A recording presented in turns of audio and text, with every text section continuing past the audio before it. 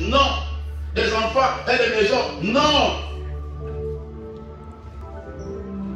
Ce n'est pas la prière que l'apôtre Paul faisait pour les Colossiens. Prier pour que les gens puissent avoir l'argent. Prier pour que les gens puissent avoir des mariages. Puissent avoir des maisons. C'est une bonne chose, ce n'est pas mauvais, ce n'est pas un péché. Mais dans la vie chrétienne et dans les choses spirituelles, il y a des choses, d'autres choses qui sont plus importantes que d'autres choses. Qu'on appelle les priorités. Quand il y a ça, tout ce qui est derrière, tu vas le savoir automatiquement. Mais quand il fait le contraire, tu vas tâtonner. Tu vas tâtonner. Tu vas tourner en rond. Mais quand il y a ces deux choses en toi devant le Seigneur, ça te permettra de marcher d'une manière digne devant le Seigneur. Et lui être entièrement agréable, et tu vas porter toutes sortes de fruits et de bonnes œuvres. Et tu dois accroître, ça te permettra d'accroître par la connaissance de Dieu. Quand tu as la connaissance de Dieu, la connaissance de la volonté de Dieu, ça te permettra de grandir dans le Seigneur, de progresser, d'avancer dans la vie chrétienne. Parce que tu connais la volonté de Dieu, tu as l'intelligence et tu as quoi? La sagesse spirituelle. Beaucoup prétendent connaître Dieu. Il y a plusieurs personnes, tout le monde parmi nous aussi, qui ne disent pas qu'ils connaissent Dieu. Tout le monde dit non qu'ils connaissent Dieu. Je connais Dieu, je connais Dieu, je connais. Ah oui, tu connais Dieu. Oui. Si tu connais Dieu, ça se verra comment tu marches avec lui. Ta façon de marcher avec Dieu va me montrer que tu connais Dieu. Amen. Oui. La personne qui connaît Dieu, tu le verras dans sa marche. Elle n'a même pas besoin de se vanter qu'elle connaît Dieu. Mais sa façon de marcher va dire que non. Ça, ce n'est pas n'importe qui. C'est la connaissance spirituelle de l'intelligence et la sagesse qui est en lui. Béni le Seigneur. Voici la prière. Voici les soucis que l'apôtre Paul avait pour les Colossiens. Il disait, il ne cessait pas de prier. Seigneur, donne la connaissance de ces choses, de ta volonté à ton peuple. Qu'il puisse avoir l'intelligence et la sagesse spirituelle. Il prie pour ça. Mais même si nous venons aussi, nous prions, nous vous prêchons toutes les sortes de démons. Le Seigneur est venu là. On a parlé ici les esprits territoriaux. On a parlé sur les ordonnances territoriaux. Il y a beaucoup de thèmes qu'on développe ici. Ce qui vient surtout pendant les mercredis. On a toutes sortes d'enseignements révélés que nous prenons le temps de vous parler. Et c'est ça que les gens aiment beaucoup. Mais tu peux aimer ces choses-là. Tu peux comprendre ces choses-là. Tu peux connaître toutes les sortes de démons. Toutes les sortes des esprits de famille. Toutes les sortes des hôtels et des trônes. Comme on a l'habitude toujours de prêcher, c'est ça. Les hôtels, les gens aiment comme ça. Si on met un séminaire hôtel, on met un séminaire les balles de nuit, les gens courent. Mais tu peux comprendre des choses. Tu peux connaître ces choses. Mais si tu n'as pas la sagesse et l'intelligence spirituelle, malgré ta connaissance de tous les démons, de tous les sorciers, de toutes les prières, des combats spirituels, tu n'avanceras pas devant le Seigneur Dieu.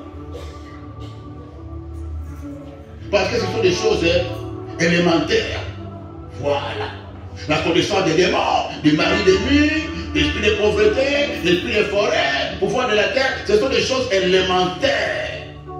Mais il y a des choses prioritaires, primordiales, qu'on appelle la sagesse, l'intelligence spirituelle. C'est ça qui va te poser, de marcher digne devant l'éternel Dieu, d'être agréable, tu seras agréable, tu feras plaisir à Dieu. Parce que celui qui a la sagesse prend de bonnes décisions. Voilà. Celui qui a la sagesse, il sait prendre de bonnes décisions, sait faire de bons choix. La sagesse et l'intelligence vont te permettre à faire de bonnes choses, à prendre de bonnes décisions, à faire de bons choix et à recevoir la correction. La personne qui n'a pas l'intelligence et la sagesse, tu dois remarquer comment il fait beau.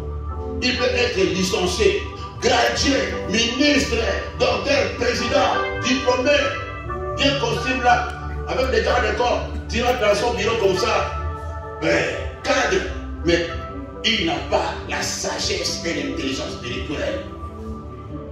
Oui, il a l'intelligence de l'école, il est savant, il est magistrat, docteur, il a beaucoup étudié, mais côté spirituel négatif, il ne connaît pas la sagesse spirituelle et l'intelligence. C'est ça qui va permettre à la personne de marcher d'une manière digne et entièrement agréable. Et tu vas porter des fruits. Mais ça c'était la cause principale du souci que Paul priait pour les Colossiens. Bien, le Seigneur, nous aussi pareillement, nous avons ces soucis surtout dans notre ministère. De cette église, dans la vision de cette église, c'est pour vous voyez, des fois, je martèle, je regarde, je touche pour être sensible, je touche là où on ne touche pas. Je ne fais pas de massage pour masser les gens là. Moi, je suis là pas pour masser. Ma prédication n'est pas de massage. Hein. Parce que les prédications massage, hein, on te masse là pour te caresser. Non, sinon tu vas fouiller l'église, tu ne vas pas donner la dîme. Oh, non, bien aimé. Le message authentique, c'est ça dont les enfants de Dieu ont besoin. Nous avons besoin. Notre souci est que vous pouvez avoir la connaissance de ces deux choses, l'intelligence et la sagesse spirituelle, afin que vous soyez dignes et entièrement agréables à Dieu. Lorsque nous allons prier avec vous, lorsque nous allons commencer à entrer dans les jeûnes de prière, lorsque nous allons commencer à proclamer des bénédictions sur vous, vous serez bénéficiaires de toutes ces choses. Et ça vous permettra d'accroître, d'avoir des changements aussi, financiers, marital, moral, sentimental. Sinon, c'est pareil que vous viendrez là avec vos maladies, avec vos échecs, vos dépressions, tout ce que vous avez là, vous allez rester avec ça. Vos maladies resteront, dépressions resteront, la sorcellerie reste toujours là. Pourquoi? Parce que vous n'avez pas la connaissance de l'intelligence et de la sagesse spirituelle de Dieu. Et quand on prêche, il y a des gens qui disent non, on a le droit de vivre nos vies. Tu ne peux pas vivre ta vie comme tu veux sans être agréable à Dieu. Vive le Seigneur. Tu dois connaître ce que Dieu veut et ce que Dieu ne veut pas. Parce que ça sera difficile d'être entièrement agréable à toute personne, même dans toutes les relations. Tu ne peux pas être entièrement agréable à ton ami, à ta femme, à ton époux, à tes parents, si tu ne connais pas ce qu'il veut. Amen. Tu dois connaître ce qu'il veut. Si tu ne connais pas ce qu'il veut, tous les jours, ça va être des disputes. Tous les jours, il y a une compréhension. C'est pareil avec Dieu. Tous les jours, il n'y aura pas d'harmonie dans une relation où l'autre ne connaît pas ce que l'autre veut. Pareil avec Dieu. Tu dois connaître ce que Dieu veut pour lui être entièrement agréable. Amen. Tu seras irréprochable. Tu seras correct devant Dieu parce qu'il sait que non. Tu fais ce que lui fait. Quand on connaît l'autre, on ne sera pas nuisible. Quand tu connais Dieu, tu ne seras pas nuisible devant Dieu. Parce que tu connais ce qu'il veut et tu connais ce qu'il entend de toi. Qu'est-ce que Dieu entend de toi? Toi, tu attends sur Dieu. Tu attends que Dieu te donne la guérison, que Dieu te donne le mariage, que Dieu te donne le travail, te donne la bonne santé, te donne tout ce que tu veux. Dieu sait ça. Et qu'est-ce que Dieu attend de toi pour qu'il te donne ce que tu cherches? Voilà. C'est ça. Ce que Dieu veut, c'est quoi? C'est que tu connaisses ta volonté. La volonté de Dieu. Que tu marches tout droit devant lui. Que tu marches dans la sanctification. Loin de l'impureté. Loin de l'impudicité, loin de l'ivrognerie, loin des mensonges, loin de la fornication, loin de l'escroquerie. Ce que Dieu veut, c'est votre sanctification.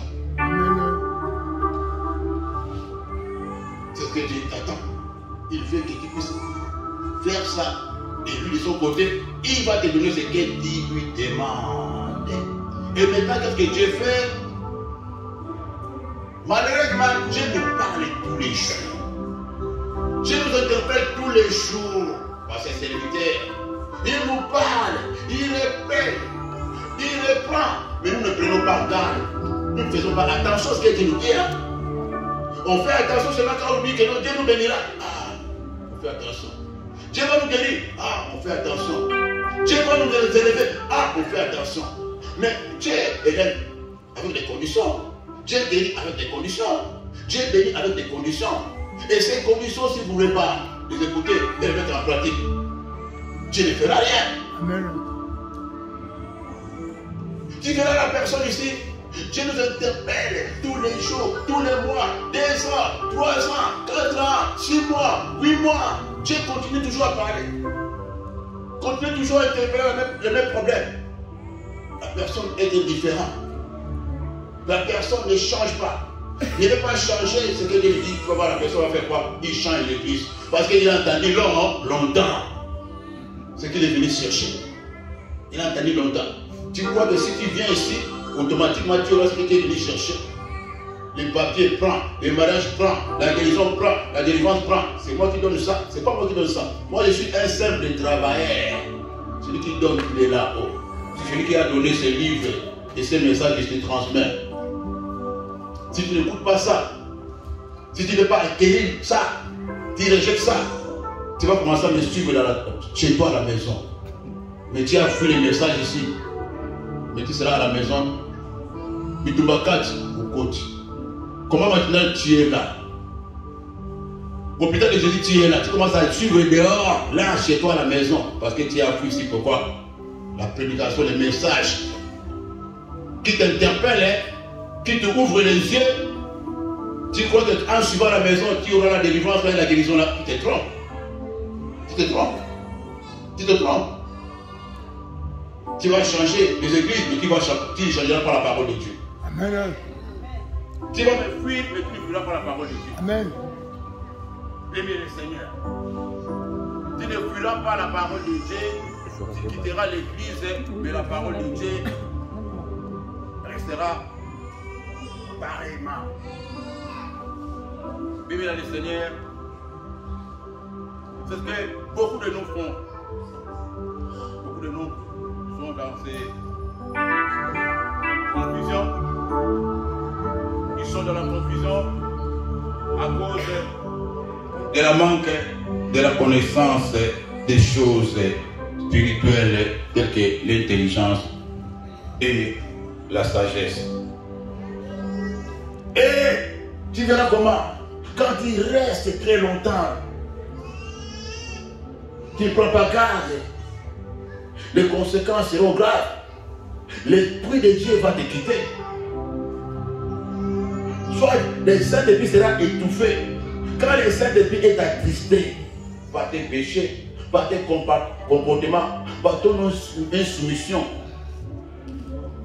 tout ce que tu vas commencer à faire de mauvais, le Saint-Esprit ne sera plus à l'aise. Parce que le Saint-Esprit, c'est lui qui permettra que non, Dieu te parle, qui permettra que non, Dieu te bénisse. Et celui qui opère, celui qui est l'esprit de guérison, l'esprit de miracle, l'esprit de délivrance, c'est lui, le ministre de délivrance, le ministre de guérison, d'élévation, c'est lui qui fait tout.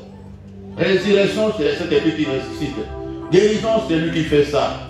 Miracle, c'est lui qui fait ça. Délivrance, c'est lui qui fait ça. Prophétie, c'est lui qui prophétise. Oui, c'est pour ça par le Saint-Esprit que les hommes ont parlé de la part de Dieu. La prédication, c'est lui qui prêche. Et quand tu ne veux pas écouter le Saint-Esprit, écoutez-moi bien.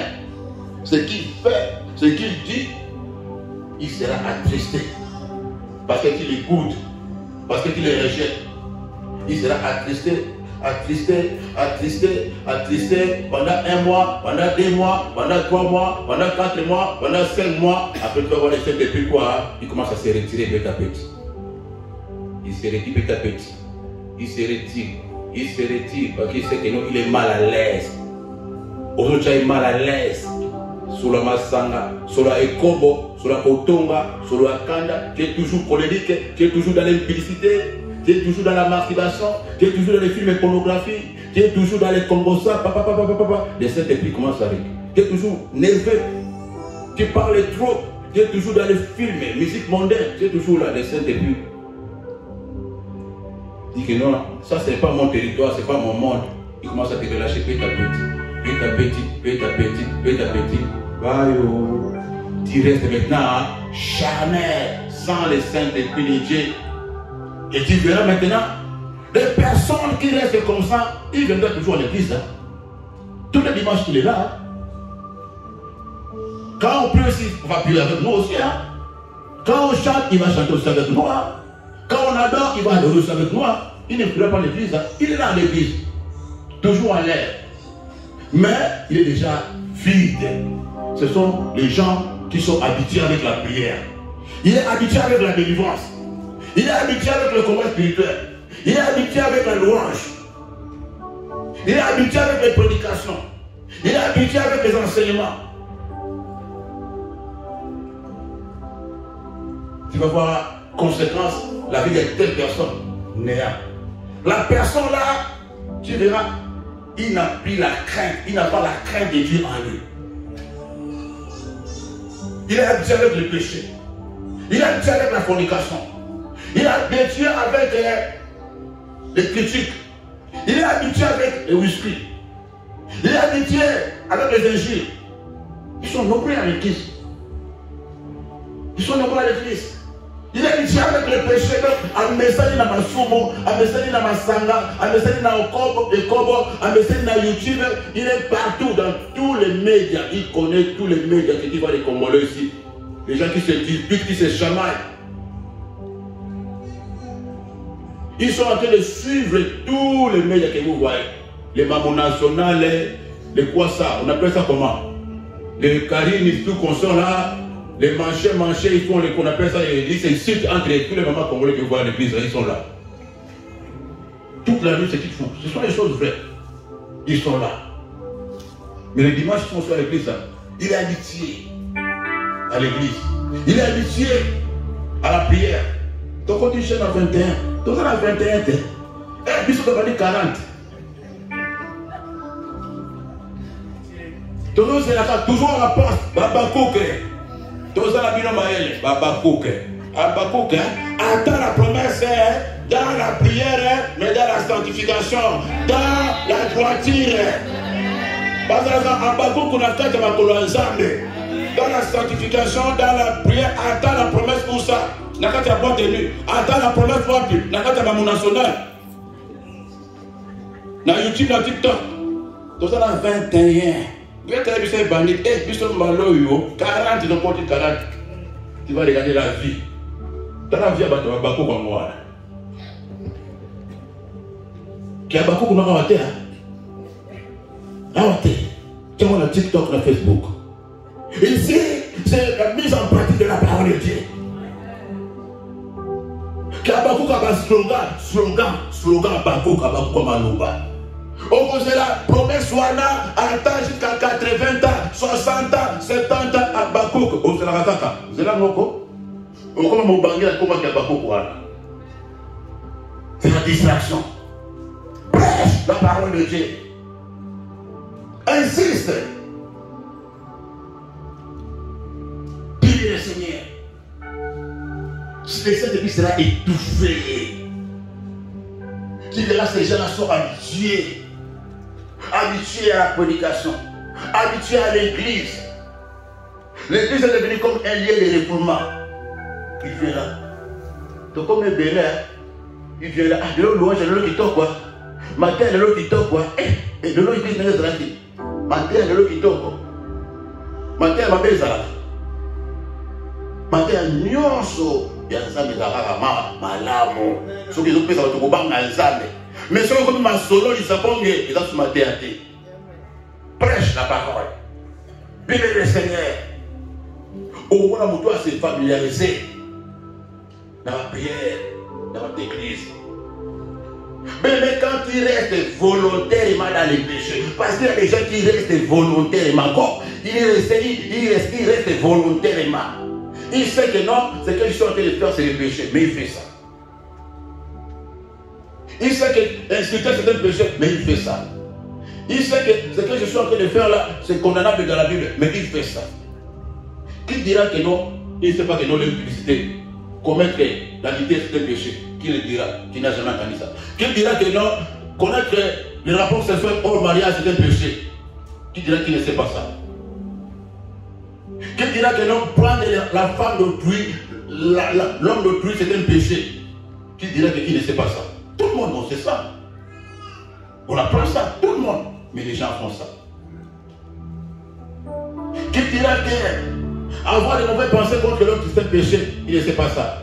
Qui dira que maudire quelqu'un, se venger n'est pas bon? Tout le monde sait ça. Mais les gens font ça. Ils se vengent. La Bible déclare, ce n'est pas vous de vous venger. La vengeance et la rétribution appartiennent à l'Éternel. Tout le monde connaît ça. Tu vas voir la personne, ce n'est pas elle-même. Il faut koufa. Koufa kaka. Il y a sakaraganangai. Il y a sakaraganangai. Nangai. Naukangisaï. Nangai. Bakobotole mukandawana. Nangai. Aokena sama bébé. Libérez le Seigneur. Quand il reste dans les péchés volontairement, tu seras perdu. Que cela ne t'arrive pas. Tu seras perdu, que cela ne t'arrive pas, aimé. C'est grave et sérieux quand tu restes dans cet état. À moins que Dieu te révèle et Dieu te fait l'intervention et qu'il retourne à la repentance. Mais c'est rare que cela arrive. La plupart des gens que nous voyons dans nos églises aujourd'hui sont déjà perdus. Il faut dire la vérité. Sont déjà perdus. Quand tu commences à s'habituer à l'église, maman, papa, quand tu commences à s'habituer avec la prédication, ma prière ce midi, que Dieu te révèle en toi. Tu es déjà perdu. Quand tu t'habitues seulement au combat spirituel de prière, tu t'habitues seulement le matin que nous avons ta robe nini, pantalon et tout à nini, tu es au église, tu es déjà perdu. Cherche la sagesse et l'intelligence spirituelle pour marcher dignement devant le Seigneur Dieu. La Bible déclare à Proverbe chapitre 9 verset 10. Proverbe 9 chapitre 10.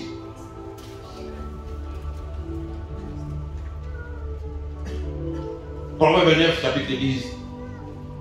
Le commencement de la sagesse, c'est la crainte de Dieu. Merci Saint-Esprit. Et la science des saints, c'est l'intelligence. Merci Saint-Esprit de Dieu. Tu me poses la question. Et la sagesse en question, on trouve ça pour ça. La Bible te répond. Le commencement de la sagesse, c'est la crainte de Dieu. Et la science des saints, c'est l'intelligence. La science des saints, ce n'est pas la géographie, ce n'est pas les mathématiques, mais c'est l'intelligence spirituelle. Toute sagesse commence par la crainte. Quand tu commences à voir la crainte de Dieu en toi, la sagesse commence à venir. Ce n'est pas le fait d'aller à l'école, ce n'est pas le fait de devenir vieux, d'atteindre l'âge de 50 ans, de 40 ans. Tu peux commencer à être sage spirituellement, même à l'âge de 17 ans, 15 ans. La raison pour laquelle tu vas voir, il y a des jeunes hommes, des jeunes filles qui ont 15 ans, 18 ans. Ils ont la sagesse plus que les dames qui ont 50 à 40 ans. Il y en a beaucoup. La sagesse et l'intelligence spirituelle. La science des saints. Le secret des saints, c'est ça. Quand on dit la science, c'est-à-dire que les secrets de tous les saints que tu as vu, les saints Paul, les saints Pierre, tous ceux qui sont même aujourd'hui, les saints, les secrets. Et Proverbe chapitre 2, verset 6. Avez-vous nous dit ceci? Proverbe chapitre 2, verset 6.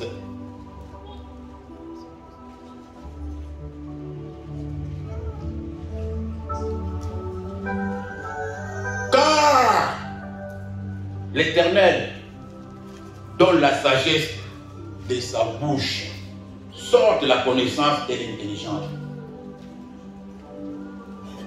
Dieu donne la sagesse. Dans la bouche de l'Éternel Dieu sort la connaissance et l'intelligence. Parce que c'est lui qui a créé toutes les choses. Lui connaît le commencement et la fin de toutes les choses. C'est lui qui a créé le monde. C'est lui qui a créé les femmes. C'est lui qui a créé les hommes. C'est lui qui a créé la richesse. C'est lui qui a créé même les mariages que tu vois là. Les mariages, qui a créé les mariages? Les fondateurs des mariages, c'est qui? C'est la France. C'est l'institution divine. C'est Dieu qui a fait que non, l'homme quittera son père et sa mère. C'est lui qui a programmé ça, c'est dans son programme. C'est son idée, c'est sa vision. Lui connaît tout. Il connaît comment quelqu'un peut devenir riche. Il connaît ce qui peut te permettre de vivre longtemps sur la terre. Ce n'est pas à l'école. Hein. On n'apprend jamais ces choses à l'école, hein, ni à l'université. Hein. Ni ta mère, ton père peut t'éduquer, peut t'orienter.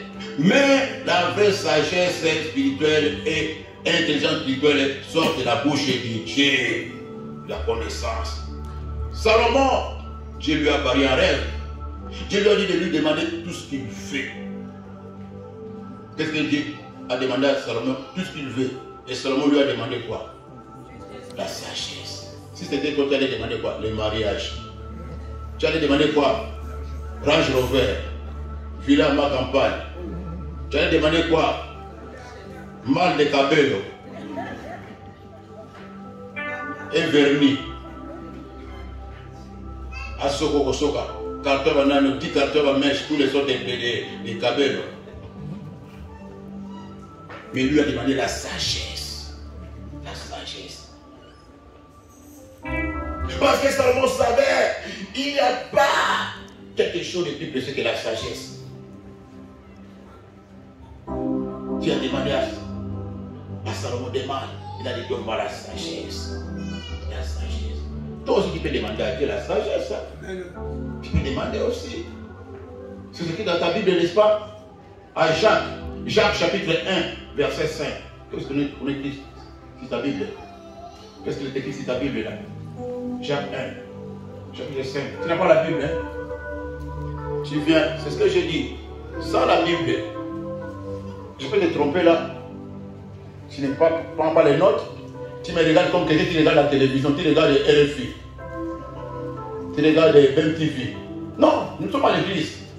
Et passer dans les versets. Regarde aussi ta Bible. Regarde aussi. Tu vérifies. Et la parole que je prêche, est-ce que tu vas lire? Ça va pénétrer en les lisant. En lisant les Écritures. Ça va concorder avec ce que je prêche. C'est comme ça que ça marche dans l'église de Dieu. Jacques chapitre 1, verset 5. Quand il lit, ça pénètre. Si quelqu'un d'entre vous manque la sagesse, qu'il la demande à Dieu qui donne à tout, simplement et sans reproche, et elle lui sera quoi? Refusée? Non, elle lui sera quoi? Donnée. Toi, tu demandes quoi? Mariage, papier, maison, l'argent. C'est que tu sais demander ça, que ça. Tu as déjà fait une jeûne de prière, un jeûne de prière de 3 jours, 4 jours, pour demander c'est pas la sagesse. Dans ta tête, est-ce que ça peut même entrer dans ta tête? Tu peux même penser à ça, avoir même l'idée que non, tu veux jeûner 7 jours, 3 jours à 7, pour demander c'est pas la sagesse. Tu peux avoir ça même dans tes pensées, même pas dans tes rêves. Hein? Attends, notre tour, tu vas recouper. Notre kaka, Buka, Lipala, Kobota, Mongo. Mais autres sont montés parce que le logo sont montés. Quand on peut marcher, parce que la Bible déclare, demandez, il vous sera donné. Cherchez, vous trouverez. Frappez, on vous ouvrira. Toi, tu demandes seulement les matériels. Mais la sagesse d'intelligence, là, c'est spirituel. Tu ne verras pas ça, mais c'est ça qui produit tout ce qui te tracasse, tout ce que tu cherches de gauche à droite, papa, maman. Ce que tu es en train de forcer de chercher de gauche à droite, c'est ça, c'est des choses. Oui, la sagesse. Si quelqu'un manque la sagesse, qui demande, bien le Seigneur. C'est pas la sagesse qu'une maison s'affermit. La sagesse que tu entends là. La sagesse et l'intelligence. La Bible déclare en Proverbe 3, verset 19. Proverbe 3, verset 19.